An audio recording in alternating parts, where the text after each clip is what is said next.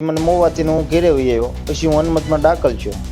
પછી હનુમતમાં મને બહુ પરેશાન આપવા મળ્યું, સમાધાન કરીને આ કરીને. પછી મને પ્રોબ્લેમ વધારે હતો, લો અને પેશાબમાં લોહી પડવા મળ્યું. પછી હું ભાવનગર પાછું એડમિટ થઈ ગયો.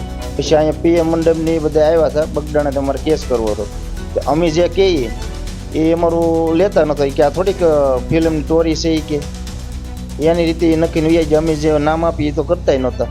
ને મને પછી મારવામાં ભરતભાઈ, પછી ધનસુખભાઈ ને અજીતસિંહ એ મને મારવામાં હતા સર. એ હમણાં એ પૂછપરછ કરતા હતા, તે હું વિડીયો ઉતારતો હતો. મારી પાસેથી ફોન લઈ લીધો ને, એ કે તમે કાનૂની ઓલામાં દખલ ડાલો છો એમ કહીને ફોન ને એ લઈ લીધો. એટલે મને કાંઈ વિડીયો ને એવું લેવા ન દીધું. ને પછી મારા કાકા બધી ઘટના પૂછતા હતા, એને ડાયવર્ટ કરીને બધી એને ફસાવવા માટે એ બાજુ જ બધી અરજી લેવામાં આવી. મારા કાકા કેમ ફસાય એ રીતે બધો આક્ષેપ લગાવવામાં આવ્યો. મારા કાકા જો લખાવે એ કે એ ન લખવાનો ને આ થોડી કાંઈ પિક્ચરની સ્ટોરી છે એમ કહીને વાત બધી ડાયવર્ટ કરી દીધી.